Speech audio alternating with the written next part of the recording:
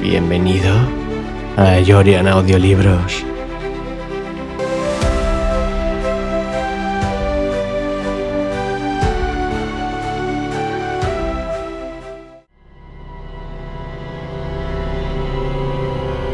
Metergerstein.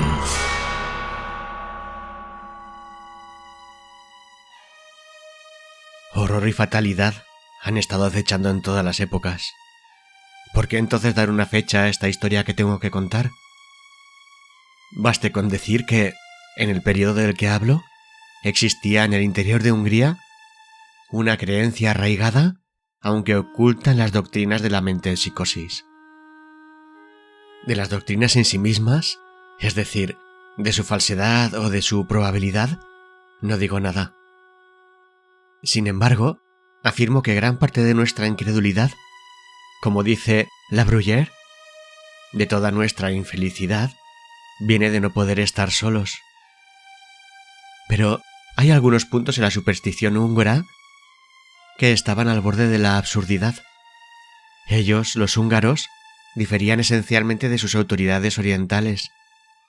Por ejemplo, el alma, decían los primeros, según las palabras de un parisino agudo e inteligente, no permanece más que una vez en un cuerpo sensible.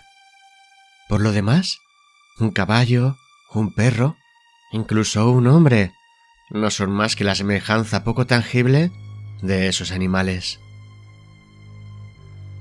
Las familias Berlifitzing y Metergerstein habían estado enemistadas durante siglos. Jamás dos caras tan ilustres se habían mostrado una hostilidad tan mortal. El origen de esta enemistad parece encontrarse en las palabras de una antigua profecía. Un gran hombre sufrirá una caída terrible cuando, como el jinete sobre su caballo, la mortalidad de Metergerstein triunfe sobre la inmortalidad de Berlifitzing. Por supuesto, las palabras en sí mismas tenían poco o ningún significado. Pero causas más triviales han dado lugar, y no hace mucho tiempo, a consecuencias igualmente importantes. Además, las propiedades, que eran contiguas, habían ejercido durante mucho tiempo una influencia rival en los asuntos de un gobierno ocupado. Además, los vecinos cercanos rara vez son amigos, y los habitantes del castillo Berlifitzing podrían mirar, desde sus altos contrafuertes, directamente a las ventanas del palacio Metergerstein. Menos que todo, tenía la magnificencia, más que feudal, así descubierta, una tendencia a calmar los sentimientos irritables de los menos antiguos y menos ricos Berlifitzings. Qué sorpresa entonces que las palabras, por muy tontas que fueran, de esa predicción deberían haber logrado establecer y mantener en discordia a dos familias ya predispuestas a pelear por cada instigación de una rivalidad hereditaria. La profecía para implicar, si implicaba algo, un triunfo final por parte de la casa ya más poderosa, y por supuesto, era recordada con mayor amargura por el más débil y menos influyente. Guillermo, conde de Berlifitzing, aunque descendiente de una línea noble, era, en la época de esta narración, un anciano débil y demente, notable por nada más que por su antipatía personal desmedida e inveterada hacia la familia de su rival, y un amor apasionado por los caballos y la caza que ni la debilidad física, la avanzada edad ni la incapacidad mental eran suficientes para impedir su participación diaria en los peligros de la caza. Por otro lado, Federico, barón Metergerstein, aún no había alcanzado su mayoría de edad. Su padre, el ministro murió joven. Su madre, Lady Mary, lo siguió rápidamente. Federico tenía en ese momento 15 años. En una ciudad, 15 años no son un periodo largo. Un niño puede seguir siendo un niño en su tercer lustro. Pero en un desierto tan magnífico como ese antiguo principado, 15 años tienen un significado mucho más profundo. Debido a algunas circunstancias particulares relacionadas con la administración de su padre, el joven varón, a la muerte de éste, heredó inmediatamente sus vastas posesiones. Tales propiedades rara vez habían sido poseídas antes por un noble húngaro. Sus castillos eran innumerables. El más destacado, en cuanto a esplendor y extensión, era el Château Mertergeistein. La línea divisoria de sus dominios nunca se definió claramente, pero su parque principal abarcaba un circuito de 50 millas. Ante la sucesión de un propietario tan joven, con un carácter tan conocido y una fortuna tan sin precedentes, hubo poco esfuerzo en especular sobre su probable conducta, y, de hecho, durante el espacio de 3 días, el comportamiento del heredero superó las expectativas de sus admiradores más entusiastas. Vergonzosos devaneos, traiciones flagrantes, atrocidades inauditas, hicieron que sus temblorosos vasallos comprendieran rápidamente que ninguna sumisión servil de su parte, ni ningún escrúpulo de conciencia, iban a ser en adelante ninguna seguridad contra los férreos dientes de un pequeño Calígula. En la noche del 4.º día, se descubrió que los establos del castillo Berlifitzing estaban en llamas, y la opinión unánime de los vecinos añadió el crimen del incendio a la ya tan horrenda lista de los delitos y atrocidades del varón. Pero, durante el tumulto causado por este incidente, el joven noble mismo parecía estar enterrado en una profunda meditación, en una vasta y desolada sala superior del palacio familiar de Mertergeistein.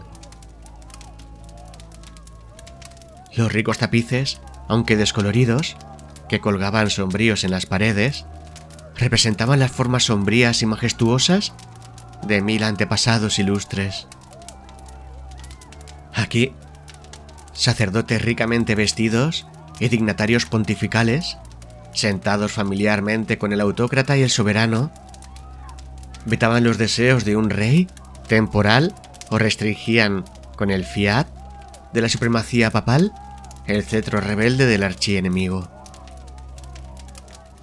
Allí, las altas y oscuras estatuas de los príncipes Mertergeistein, sus corceles de guerra musculosos que se abalanzaban sobre los cadáveres de los enemigos caídos, asombraban los nervios más firmes con su vigorosa expresión.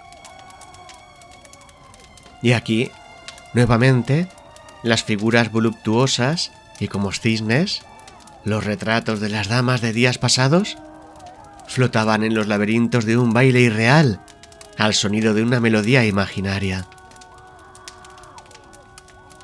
Pero, mientras el varón escuchaba, o fingía escuchar, el tumulto creciente en los establos de Berlifitzing, o tal vez reflexionaba sobre alguna nueva fechoría, sus ojos se quedaron inadvertidamente clavados en la figura de un caballo enorme y antinaturalmente coloreado, representado en el tapiz como perteneciente a un ancestro sarraceno de la familia de su rival. El caballo estaba en el primer plano, inmóvil como una estatua, mientras, más atrás, su jinete desmontado perecía bajo el puñal de un Mertergeistein. En los labios de Federico surgió una expresión diabólica, al darse cuenta de la dirección que su mirada había tomado sin su conocimiento. Sin embargo, no la apartó. Al contrario, no podía explicar de ninguna manera la ansiedad abrumadora que parecía caer como un sudario sobre sus sentidos. Con dificultad conciliaba sus sentimientos soñolientos e incoherentes con la certeza de estar despierto. Cuanto más miraba, más absorbente se volvía el hechizo.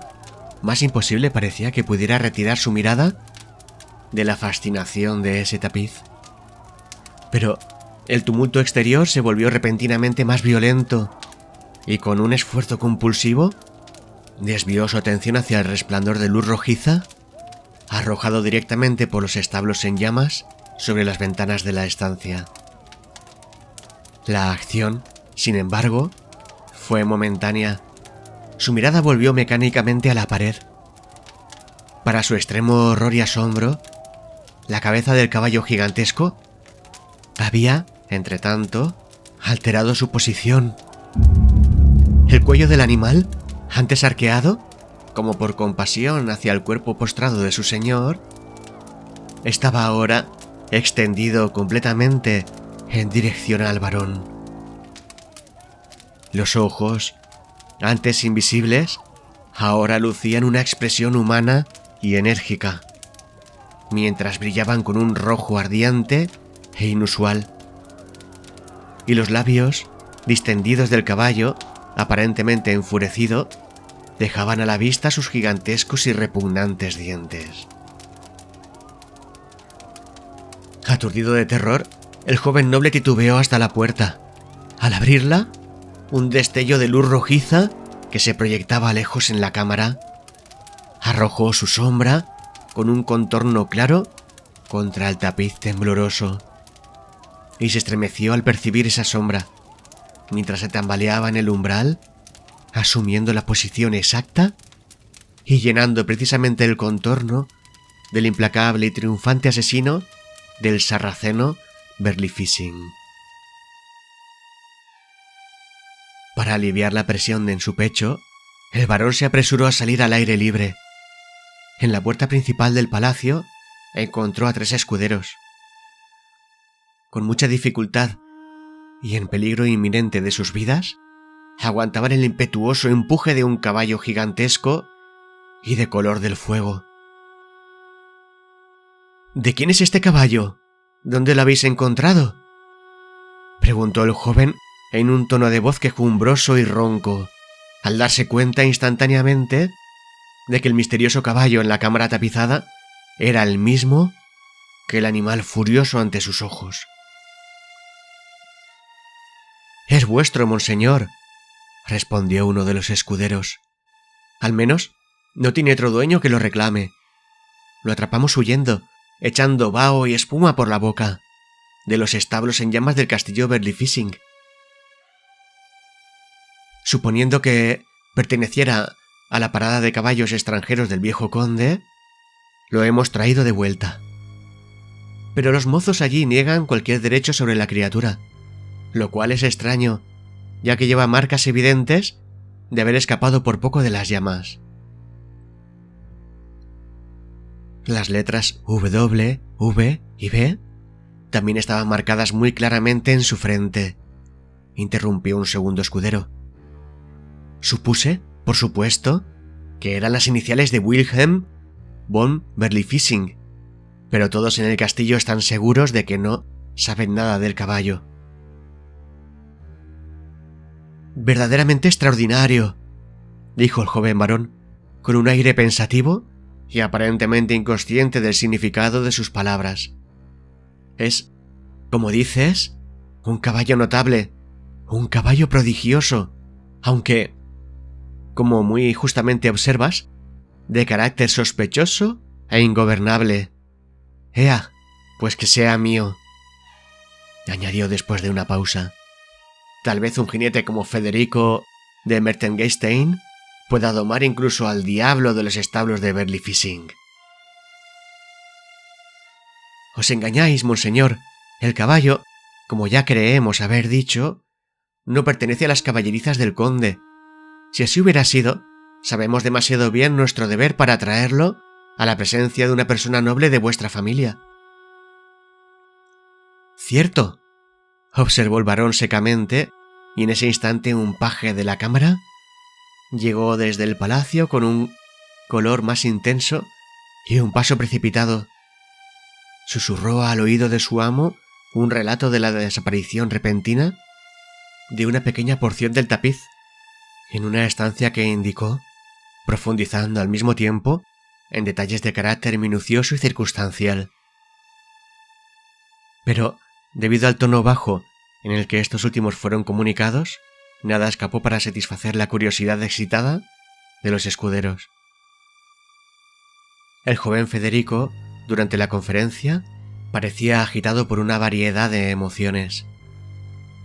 Sin embargo, pronto recuperó su compostura, y una expresión de malignidad determinada se instaló en su rostro mientras daba órdenes perentorias de que una cierta cámara fuera inmediatamente cerrada con llave, y la llave colocada en su propia posesión.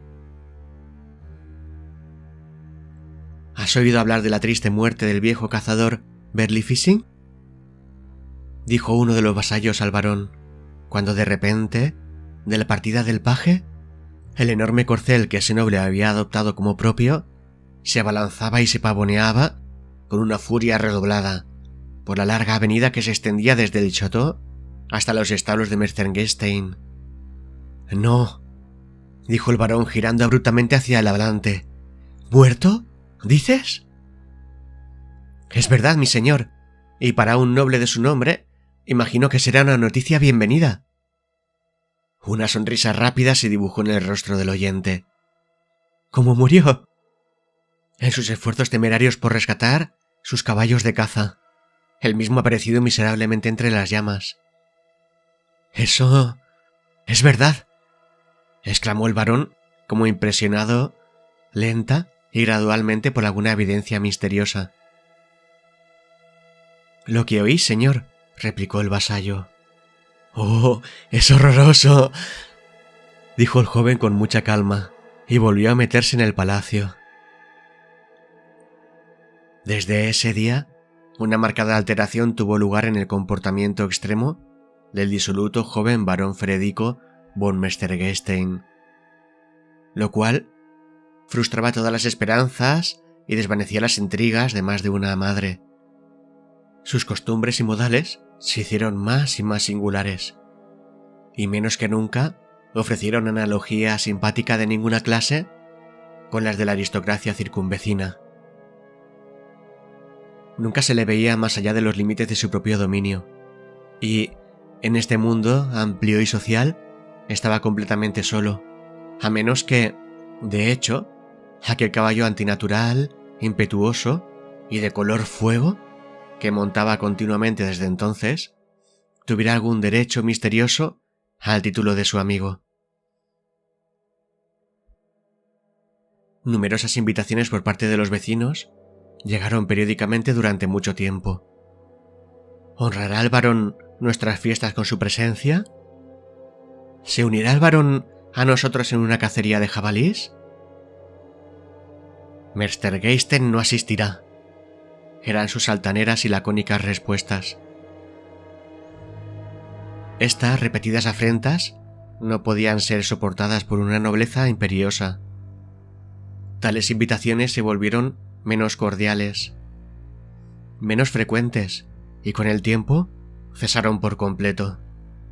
La viuda del desafortunado conde Berli Fishing incluso expresó el deseo de que el varón estuviera en casa cuando no quisiera estar en casa, ya que despreciaba la compañía de sus iguales, y montara cuando no quisiera montar, ya que prefería la compañía de un caballo. Esto, por supuesto, fue una explosión muy tonta de picardía hereditaria, y simplemente demostró cuán singularmente carentes de significado suelen ser nuestras expresiones cuando deseamos ser inusualmente enérgicos.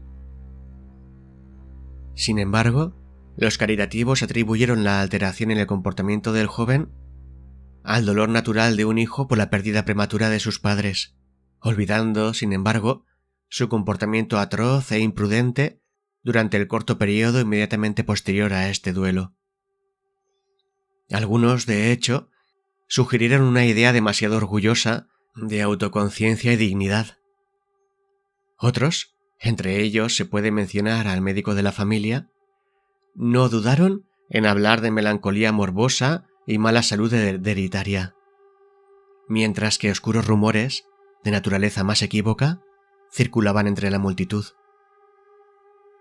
De hecho, el perverso apego del varón a su corcel recién adquirido un apego que parecía adquirir nueva fuerza con cada nuevo ejemplo de las feroces y demoníacas propensiones del animal, se convirtió finalmente, a los ojos de todos los hombres razonables, en un fervor horrible y antinatural. A la luz del mediodía, en la hora muerta de la noche, en la enfermedad o en la salud, en la calma o en la tormenta, el joven Mertengeisten parecía estar encadenado a la silla de ese caballo colosal, cuyas audacias ingobernables se correspondían tan bien con su propio espíritu. Además, hubo circunstancias que, junto con los acontecimientos recientes, dieron un carácter sobrenatural y portentoso a la manía del jinete y a las capacidades del caballo. El espacio recorrido en un solo salto había sido medido con precisión, y se encontró que excedía por una diferencia asombrosa las más salvajes expectativas de los más imaginativos. El varón, además, no tenía un nombre particular para el animal, aunque todos los demás en su colección eran distinguidos por nombres característicos. Su establo, además, estaba designado a una distancia del resto, y con respecto al cuidado y otros deberes necesarios, nadie más que el propietario en persona había osado oficiar o incluso entrar en el recinto. También se observó que aunque los 3 mozos que habían atrapado al corcel mientras huía del incendio en Berlifitzing habían logrado detener su curso mediante un cabestro de cadena y lazo, ninguno de los 3 podía afirmar con certeza que, durante esa lucha peligrosa o en cualquier momento posterior, hubiera colocado su mano sobre el cuerpo de la bestia.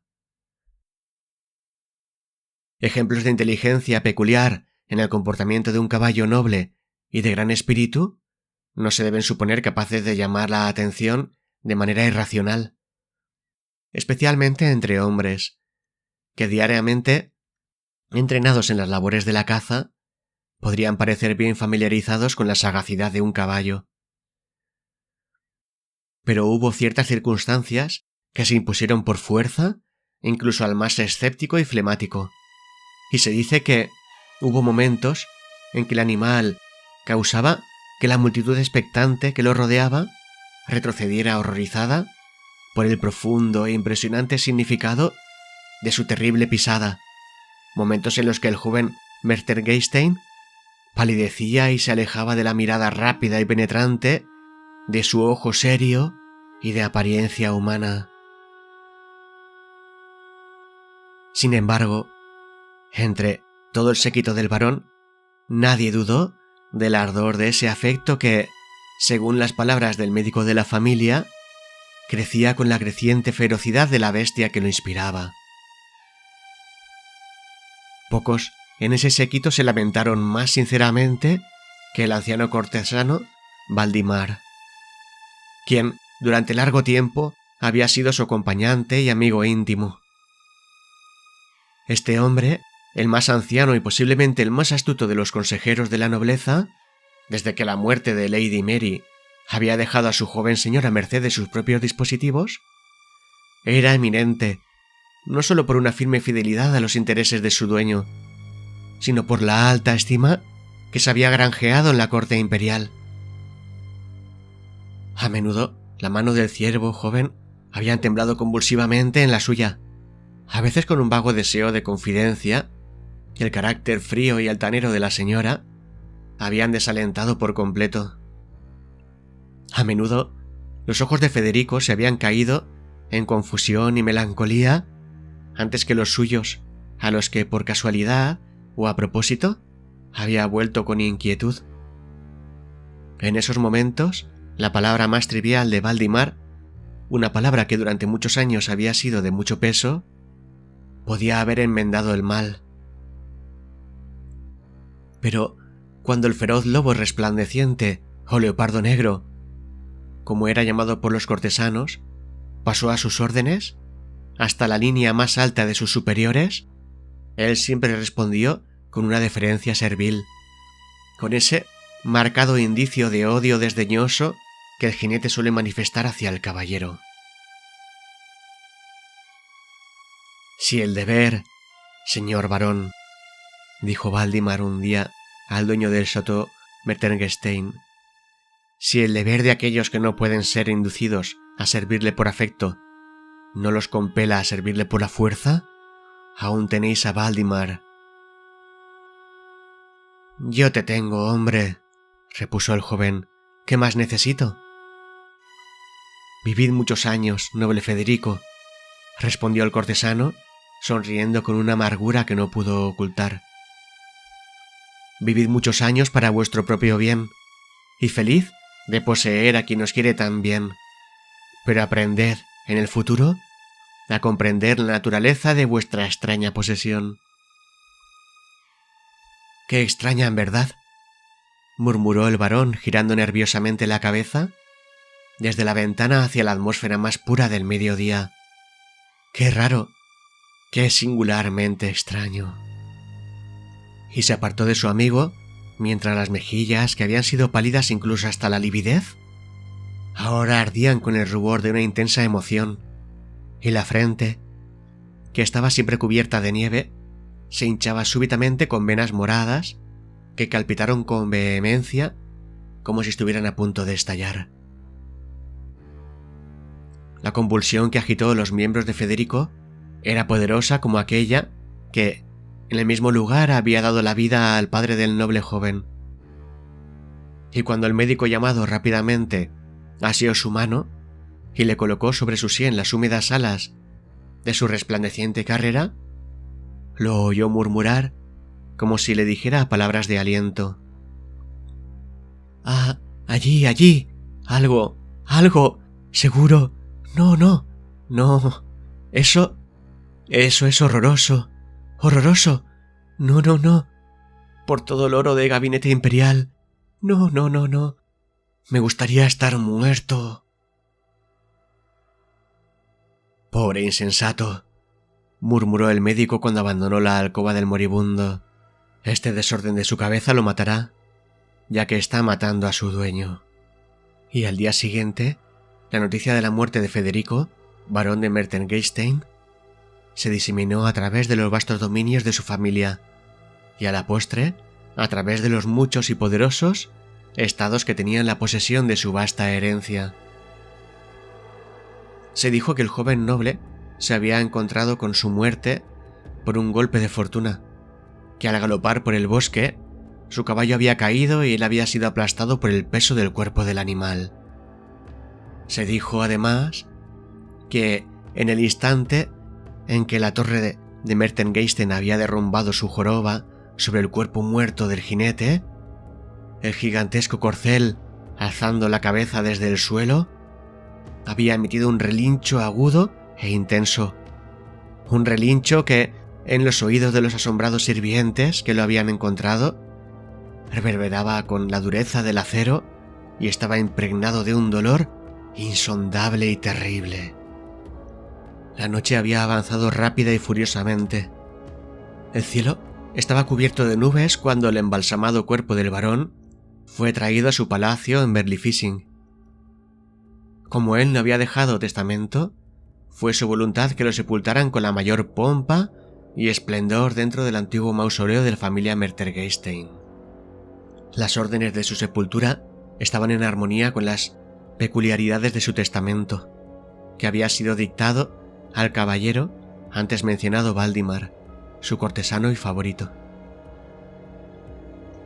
En los aspectos oscuros y deplorables de este testamento, los parientes más cercanos del noble se complacieron en ver solo el reflejo inevitable del carácter peculiar del varón, sin imaginar que los ojos más astutos pueden ocultar en vano la verdadera naturaleza de los significados de aquellos que son eminentemente capaces de disimular su intención. El féretro, como estaba cubierto de púrpura real, con los escudos esculpidos con oro, se trasladó a través del campo de Berlifitzing, sin que ninguna voz del duelo sonara más alta que el susurro del sacerdote que lee los ritos del entierro y los quejidos lastimeros de los sirvientes que tejían en la capilla y las ráfagas de lluvia y la triste música del viento entre los arcos de la Catedral de la Muerte. La luna estaba oculta por nubes negras, y los rayos de los faroles enlutados parpadeaban y caían sobre las lágrimas que el cielo, buscando compasión, había vertido con diluvios incesantes. Y así, mientras los corazones de los nobles eran pesados por una tristeza no disimulada, se cernía en su imaginación un peso adicional de inquietud y desazón, que no eran por la pérdida de un amigo, sino por los terribles indicios que, por casualidad o a propósito, habían acompañado la última hora del hijo menos afortunado de la casa de Mertengeisstein. Una vez que se trasladaron las exequias, la amarga aprensión del pueblo pronto se disipó, y se dieron a las acostumbradas festividades de la aristocracia, los homenajes habituales. Ciertamente, se permitió que la extensa herencia de los Mertengeisstein pasara sin impedimento a otro que parecía heredar las características de su familia. Y cuando, después de la transcurrida cantidad de años que llevaron a Federico al sepulcro de sus ancestros, el caballo, que había sido su favorito y espantoso y único amigo, pereció en un incendio que consumió el establo de su amo. La población del país, y más especialmente la vecindad del propietario, consideró el evento como simplemente una de las excentricidades normales de un carácter tan extraño como el del noble fallecido, y no vio nada en la desgracia del caballo, sino lo que estaba en armonía con las necias características de la nobleza a la que pertenecía.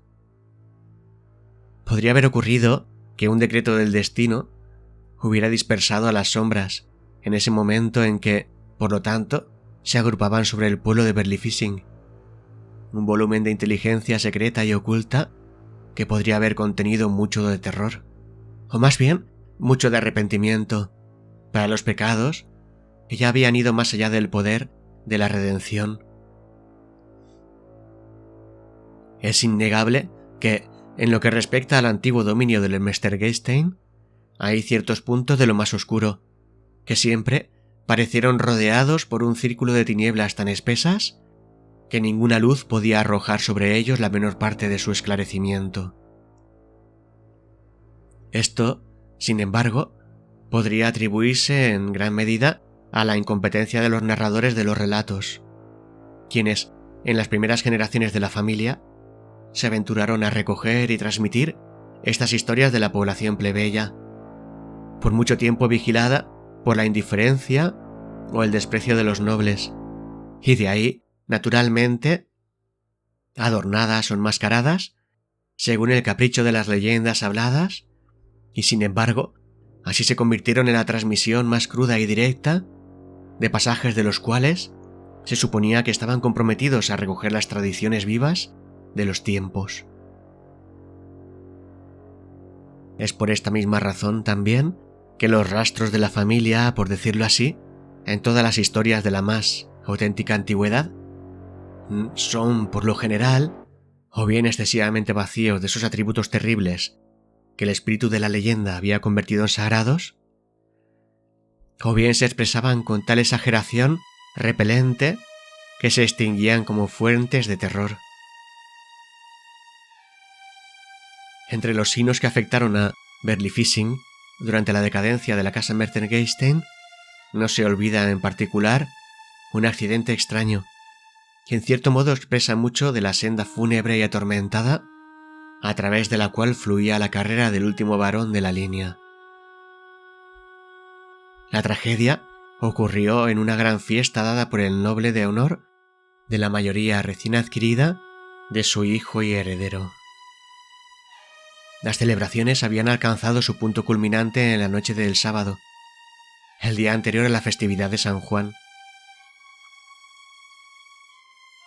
Unos pocos minutos antes de la medianoche, cuando los placeres de la mesa y la conversación estaban en su apogeo, la enorme y vieja torre de la familia, largamente en desuso y ligeramente desmoronada en varias partes, cayó en un estruendo que sonó a través de la soledad de la noche, y la viga principal atravesó los mismos asientos que el propio varón ocupaba en el banquete. El jinete del corcel fue percibido por muchos de los presentes en el pasillo en ese preciso momento de la caída del torreón. Sin embargo, por el brillo de los tapices de oro que lo cubrían y la presión de la multitud, nadie podía discernir claramente la cara del animal o de su jinete. Los hechos subsiguientes, sin embargo, revelaron la identidad del noble, quien durante el tumulto y la confusión siguientes fue encontrado a pocos pasos del asiento en el que había yacido, con la cabeza literalmente aplastada por algún objeto pesado y duro. Cuando por fin el escenario fue iluminado por la luz del día, no quedó la menor duda de que el colapso de la torre había sido el resultado del feroz pisoteo del corcel, que, ahuyentado por el ruido de los festines de sus amigos, había irrumpido en la sala de la fiesta, por así decirlo, en el momento de la culminación de los banquetes. Un manuscrito, firmado por una tía de la señora Berly Fishing y encontrado recientemente en la torre del Chateau, donde durante muchos años había yacido olvidado, es ahora, en lo que respecta a la verdad de la narración, digno de ser considerado. El carácter original del documento ha sido desfigurado por todas las revisiones a las que ha estado sujeto, pero en su aspecto actual, solo un conjunto de circunstancias puede parecer notable, ya que las palabras, aunque vagas, se consideran desesperadas por lo que aparece en un fragmento anterior. La baronesa, decía el manuscrito, murió, y en medio de las agitaciones y la confusión de este periodo terrible, los intereses de la familia de Berly Fishing fueron olvidados y se desvanecieron para siempre. Que la idea de esta olvidada lealtad de los von Mestergeistein no se despertara inmediatamente después de la muerte de la baronesa, ¿fue acaso atribuida a la naturaleza débil y al cansancio de su compañera? ¿O fue la desesperación con la que, en secreto, el conde contempló el ineludible fin de su esperanza por medio de ella? ¿O fue la fuerte y siempre creciente pasión por la cazadora, la siniestra y majestuosa razón de la ruinosa demora de la venganza? ¿O fue el carácter de los dulces pensamientos de locura que frecuentemente engañaba su cordura? ¿O, por último, el último recuerdo de la luz celestial que había caído sobre su alma en sus aniversarios de la unión, mientras el fuego nupcial aún arrojaba sobre cada hora de la agonía un brillante y radiante resplandor? En una parte del manuscrito en el que las palabras de la baronesa son reiteradamente enigmáticas, el misterioso carácter del documento en su totalidad se hace notablemente patente. El dueño de la bestia, decía ella, es joven y perverso. El dueño de la bestia, él solo, ha cruzado el orgullo de muchos en su caída. Conozco bien, y de mi propia fe, la fuerza de los dolores que gimen en secreto. Con mi propio espíritu amordazado por los látigos y cadenas de la tempestad que viene, mi mano con la que escribo las palabras que son estas, no es la mano que se estremece ante un deber tan atroz como este. ¿Es la razón de la luz celestial que aquí todavía tiembla en el umbral de esta terrible forma la razón que lo mantiene en su terrible tarea? ¿O es porque, cuando la muerte lo haya reclamado, las garras de la fuerza demoníaca serán menos poderosas para asistir una víctima de las que ahora tienen miedo? ¡Oh, la mano! ¡Oh, la mano! La mano aún es, todavía es, a veces tibia, a veces estremece, pero la mano sigue siendo la mano. Los archivos de la casa de Mestergeistein han existido durante siglos. En ellos, entre otros puntos de interés más o menos irrelevantes, se encuentran las muy frecuentes ocasiones en las que las familias vecinas de la nobleza han hecho pedidos, ordenanzas o recomendaciones sobre los caballos y los establos del barón. Estas peticiones, sin embargo, nunca fueron escuchadas por el amo de Mertengeistein.